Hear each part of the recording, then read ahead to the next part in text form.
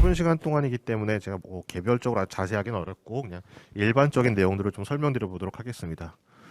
앞서 말씀하셨듯이 척수손상이라는 것은 척수장애인에게서 굉장히 매우 흔한 문제고, 그리고 척수장애인 약 80%에서 만성 통증을 겪고 있는 것으로 되어 있습니다. 근데 이 중에서 한 3분의 1 정도에는 일상생활에 지장을 줄 정도로 심한 통증을 가지고 있고요. 그리고 조사를 해봤더니 흉추, 요추 손상인 척수장애인들 중에서 약 3분의 1 정도는 신경의 회복, 그러니까 걸을 수 있다, 이런 신경의 회복의 가능성과 나의 통증과 맞바꿀 정도로 나는 통증이 없어졌으면 좋겠다라고 이야기도 하고 있었습니다. 이런 통증이 결국은 일상생활 활동 및 삶의 질을 떨어뜨리고 우울증과도 연관되는 심각한 문제인 것 같습니다. 통증 이야기학에서 통증을 좀 분류를 해야 되는데요. 분류하는 이유는 그렇죠. 치료를 어떻게 할 것인가, 이것의 진단을 어떻게 내려야 하는가를 알기 위해서 통증을 좀 분류해야 될 것 같습니다. 크게 여러 가지가 있지만 두 가지에 대해서 말씀드릴 거고요. 유해성 통증, 치매성 통증이라고 하고요. 신경병성 통증, 두 가지로 크게 말씀드릴 건데요. 유해병성 통증이라는 게 쉽게 얘기해서 우리가 주로 하는 근골격계 통증, 근육통, 관절통 이런 것들이 해당하죠. 척수장애인에게 있어서는 어깨 통증 증후군, 회전근개 파열, 염좌, 거북목 증후군 등등등등에 해당하는 근육통, 관절 통증이 여기 유해성 통증, 치매성 통증에 해당할 거고요.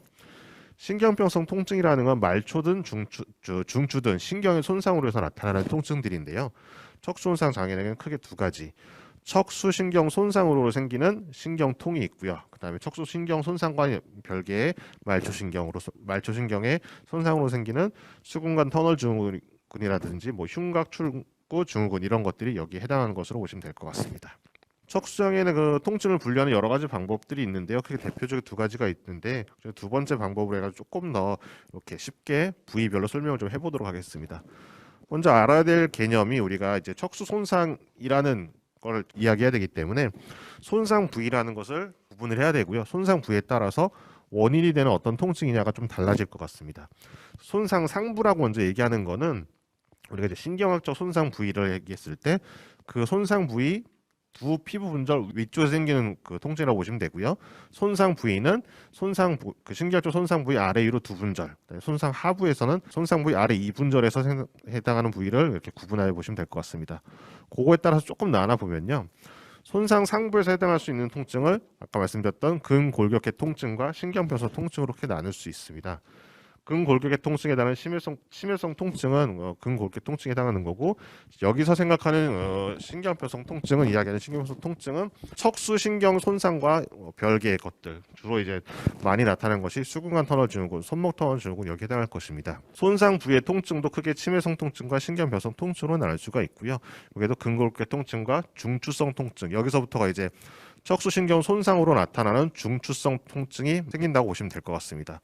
손상 하부에도 치매성 통증과 신경병성 통증이 나타날 수가 있고요. 여기에서 나타나는 근골격계 통증은 나중에 다시 설명드리겠지만, 이 통증이 완전 마비냐 불완전 마비에 따라서 약간 좀 다를 수가 있고요. 그 다음에 손상 하부에 생기는 대부분의 통증은 중추성 통증, 바로 척수 손상으로 나타나는 그런 통증이라고 보시면 될 것 같습니다. 간단히 이렇게 좀 설명을 드리면, 신경학적 손상 부위가 흉추 3번이라고 했을 때 레벨 위쪽이니까 흉추 1번에서 흉추 5번까지 해당하는 부위를 손상 부위 통증이라고 얘기할 수가 있고요.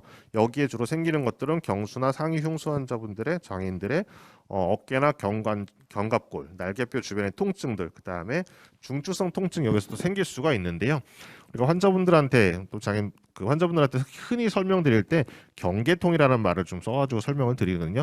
딱 신경이 정상인 부분과 손상된 부분의 경계에서 나타나는 통증에 따라서 그냥 경계통이라고 설명드리는 부분에 중추선 통증이 여기라고 보시면 될 것 같습니다. 그리고 그 흉추 1번 위쪽에 생기는 손상 상부의 통증은 다시 설명드리겠지만, 이 부위에는 이제 감각을 느끼는 감각신경들이 정상인 소견이죠. 그래서 여기에는 비장애인들한테 나타날 수 있는 대부분의 근골격계 통증이 다 나타날 수 있다. 단 우리는 휠체어를 밀고 다니는 그러한 이유 때문에 그 강도나 빈도에 의해서 더 많이 나타날 수 있다고 보시면 될 것 같습니다. 손상 하부에서 나타나는 통증들은 대부분 이제 신경성 통증, 중추성 통증, 신경통, 다 한 가지 얘기죠. 그런 통증이 대부분이라고 보시면 될 것 같고요. 부위별로 조금 더 나눠서 설명을 드리면은, 자, 척수 손상 상부에서 생기는 통증, 치매성 통증이라고 하는 거죠.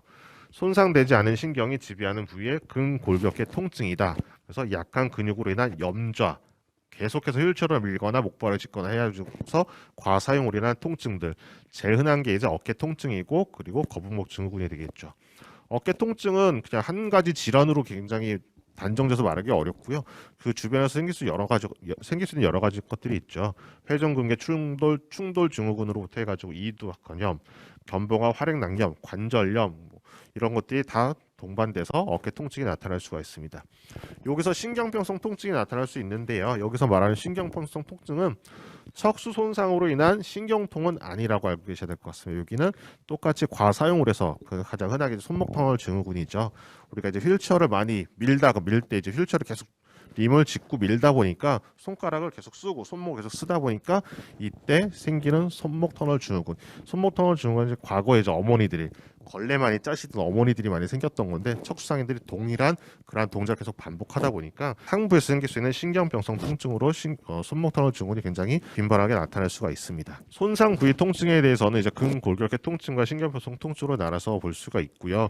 이 부위부터 이제 감각신경에 손상이 조금 있을 수 있기 때문에 애매한 근골격계 통증도 명확하게 우리가 다치기 전이나 그 신경의 정상인 부분에 감각신경 정상인 부분에서 나타나는 명확한 증상으로 나타나지 않고요. 조금 애매하게 증상들이 나타날 수도 있습니다. 그래서 근데 이제 치매성 통증과 신경병성 통증은 치료 방법 자체가 다르기 때문에 구별지을 필요가 있고요. 그래서 진단이 중요한데 그냥 임상적으로나 이렇게 증상으로 봤을 때 이런 근골격계 통증은 대부분 움직임에 따라서 조금씩 통증의 강도가 심해질 수 있다 정도로 알고 계시면 될 것 같습니다.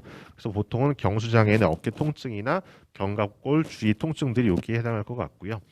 아까 한번 잠깐 설명드렸듯이 우리가 신경병성 통증을 경계통이라고 설명드렸었는데요.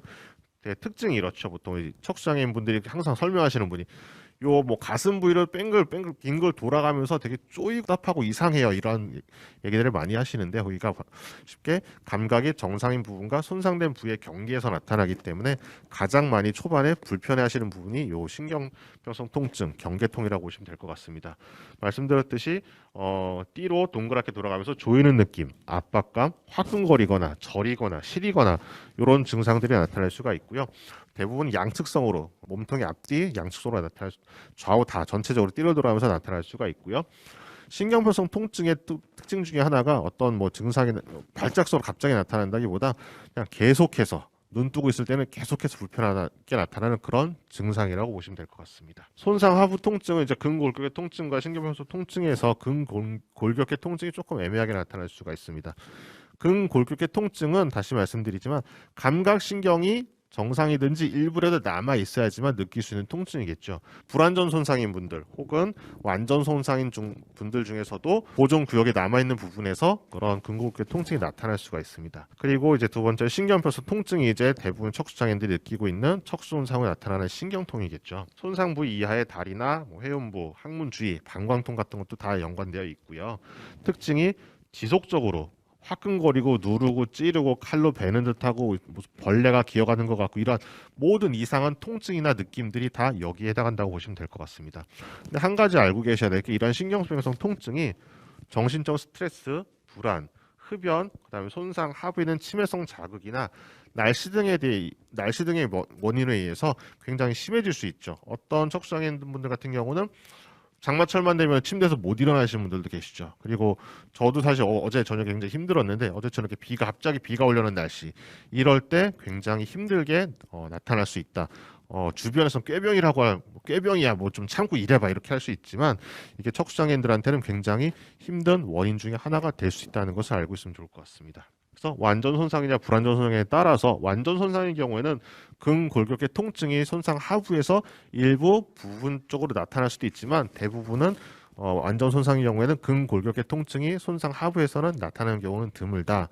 그리고 이때는 주로 신경통에 연관이 있다. 그리고 불완전 손상의 경우에는 근골격계 통증과 신경통이 같이 나타날 수 있다. 그래서 이때는 근데 근골격계 통증도 과거에 느끼던 그런 명확한 아픔, 통증 이런 것들이 아니고 증상이 굉장히 애매하고 이상하게 나타날 수가 있죠. 그래서 보통 이제 이렇게 치료를 받으러 갔는데 어떤 이렇게 척수손상 장애인에 대해서 많이 진료를 못 보신 분들 같은 경우에는 뭐 마비된 부위가 아파요 그러면 아 신경통이네요 약 드리고 이렇게 할 수가 있는데 그 부위에서도 충분히 근골격계 증상은 좀 다르게 나타날 수 있지만 근골격계 통증이 충분히 발생할 수 있다. 그래서 신경통 약을 무조건 처방하는 게 아니라 그 근골격계 통증을 해결해 주면은 통증이 완화될 수 있다라는 걸 기억하면 좋을 것 같습니다. 뒤에 아마 치료에 대해서 더 자세히 말씀해 주실 거라 해서 제가 그냥 일반적인 간단한 내용만 좀 말씀드리겠습니다.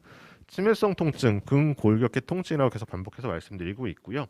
이 부위에는 일반적인 근골격계 통증에 대한 치료를 유지하면 될 것 같습니다. 일반적으로 뭐 열전기 치료, 마사지, 필요 시에는 소염제 같은 거 쓸 수 있고요. 국소 소염 진통제는 뭐 주로 파스 같은 거겠죠. 그런 거 사용할 수가 있고요. 중요한 게 이제 과사용으로 인한 진행을 방지하는 게 가장 중요할 것 같습니다. 그래서 유연성 및 근력을 회복시켜주는 자세 교정이라든지 스트레칭, 근력 강화가 가장 중요할 것 같습니다.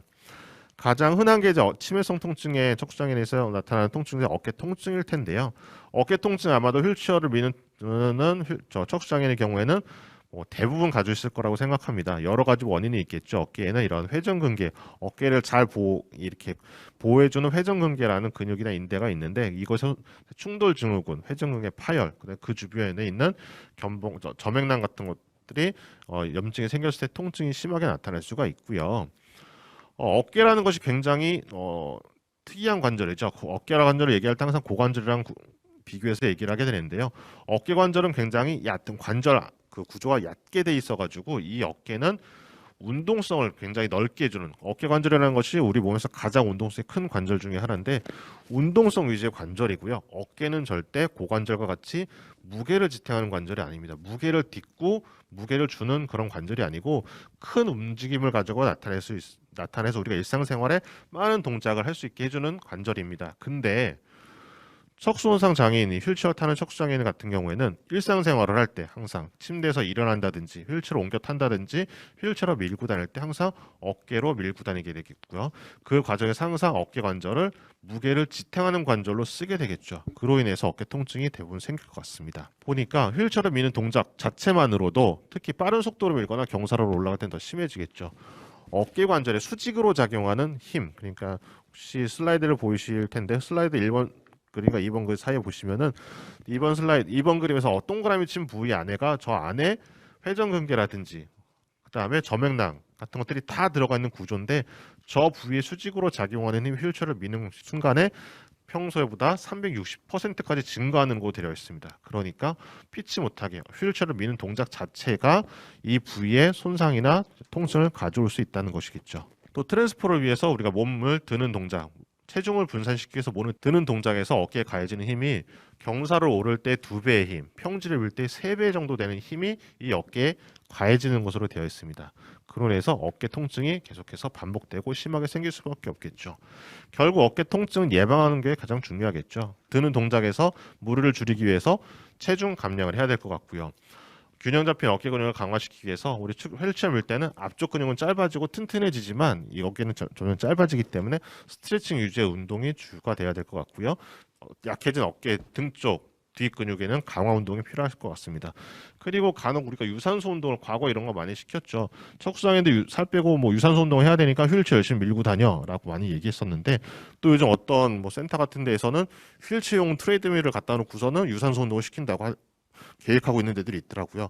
아까 말씀드렸듯이 휠체어 미는 동작 자체가 어깨는 굉장히 부담스러운 작업이기 때문에 유산소 운동은 휠체어를 미는 것보다 이렇게 상지 운동이라든지 핸드사이클 같은 걸 해가지고 어깨를 좀 무게가 지탱되지 않는 동작으로 인해서 유산소 운동을 할 필요가 있겠고요. 그다음 이동 시에 파워 어시스트 장비도 요즘 굉장히 많이 나와 있습니다. 개발되고 있고요. 우리나라에서 만들어져 있고요. 유럽에서도 가지고 있고 하다못해 중국에서도 굉장히 많은 제품들이 만들어지고 있거든요. 이렇게 휠체어에 장착해가지고 일반 휠체어에 장착해서 쓸 수 있는 이런 파워 어시스트 장비들을 갖다가 가능한 좀 먼 거리를 갈 때는 사용하는 것이 어깨를 보호하는 그러한 좋은 방법일 것 같습니다.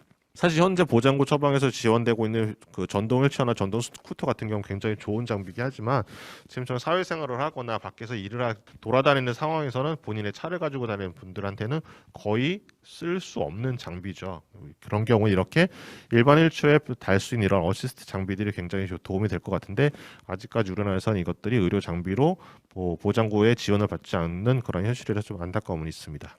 자, 거의 정리할 부분일 것 같습니다. 신경변성 통증은 결국은 뭐 여러 가지 시도되고 있죠. 근데 이런 신경변성 통증은 통증의 정도나 치료에 대한 반응들이 굉장히 개인에 따라 다르고요. 치료 반응이 거의 잘 나타나지 않는 분들도 간혹 있습니다. 경구 약물을 주로 사용하고 있고요. 아마 이런 약물들 많이 들어보셨을 것 같고요. 뒤에 아마 설명드릴 테니까 여기까지 넘어가도록 하겠습니다. 척수 손상 이러한 신경병성 통증 결국은 완전히 사라지긴 어렵습니다. 왜? 척수가 정상으로 돌아올 수 없으니까요. 그러면 척수가 정상으로 돌아올 수 없기 때문에 완전히 없어질 수는 없는데, 그럼 우리가 왜 어떤 목표를 가지고 치료를 해야 되느냐? 치료의 목표는 자, 통증은 있지만 일상생활 하는데 크게 방해되지 않는다. 이러면은 조금씩 지켜보면서 가는 거고요. 신경병성 통증의 대부분 약의 부작용은 졸리고 나른하고 하는 부작용들이 있을 수 있기 때문에 통증이 일상생활을 하는데 크게 방해되지 않는다. 그런 선에서는 지켜보는 것이 좋을 것 같고요. 하지만 통증 일상생활을 방해할 정도로 너무나 크다. 이럴 때는 경구 약물을 좀 사용하되 없앨 수는 없다고 말씀드렸듯이 복용하기 전보다 통증을 좀 줄여서 일상생활 하는데 조금이라도 도움이 될 정도의 용량으로 조절할 필요는 있을 것 같습니다. 자, 결국 신경병성 통증, 척수장애 신경통이라는 것은 없어지지 않는 기쁠 때나 슬플 때나 힘겨울 때나 함께 할 수밖에 없는 평생의 친구 같은 존재가 될 텐데요. 결국 우리는 신경병성 통증에 대해서는 어떻게 하면 사이좋게 지낼 수 있는지 방법을 아마 뒤에서 설명해 주실 것 같고요. 꼭 기억할 부분이 이걸 것 같습니다.